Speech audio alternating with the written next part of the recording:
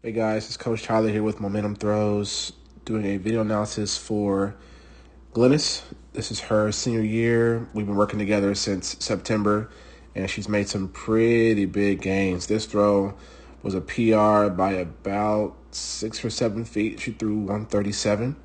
But I definitely see a 145, 150-foot discus throw coming if we make some small tweaks and some changes. So I'm going to watch this full speed one time through. I'm going to break some things down, and then we'll go from there.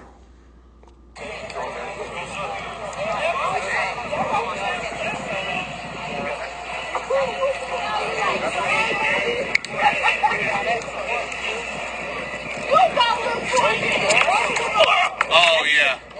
So one thing that I notice and I love immediately is the pace of the throw.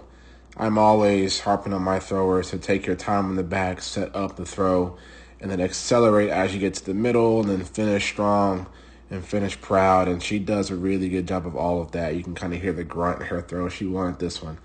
That's awesome to see. If I can give any advice to younger throwers or throwers who just need some help, have a game plan for your track meets. Take your time, trust your technique, but ultimately get after it and have fun. And I think she does a good job of this. Now, as far as her technique is concerned, one thing that we have focused on that has made a huge difference is keeping her left hand even with her left shoulder, keeping her head in line with her chest. And she's doing a much better job of lining both of those things up. That's allowing her to stay balanced, allowing her to shift, to sweep across the ring. This is beautiful. Now, I can nitpick and change a whole lot of things and this and that, but when you're coaching throwers and they're in season, that's the last thing that you want to do is get super specific. Try to make it as simple as possible. So really the only thing that I would change here, I love that the right foot is pointed towards the back. I love that she's over her right leg. I love that she's still back on the discus when she gets to the power position. One thing I would change here is she lifts off of that right just a little bit too early. And it looks like it stays grounded, but it comes off of the ground here. At that point, the hip is not all the way through in front of the discus. Therefore, she misses just a little bit of torque and power she could have added. So to put her in a better position, she's got to hold here longer. She has to be able to hold this here a little bit longer while she grounds the left foot.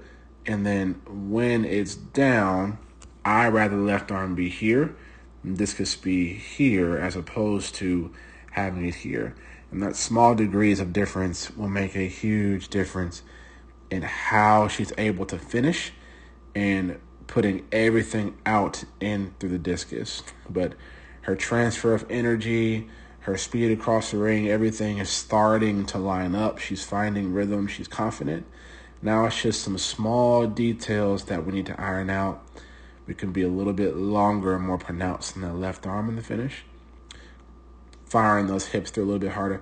But those things will happen as she starts to really hold that second stretch, really feel that position, work through the finish. Once she does that with great conditions, she's going to definitely be in the 140s for sure, but she might even be in the 150s. Just depends on the day. And I'm really proud of her. She's doing a really good job. She's gotten several offers from universities, and she's got a visit coming up. And I'm really proud of the work that she's put in. You know, she's really put time into her craft. But those are some of the things that I would change. Other than that, excellent job.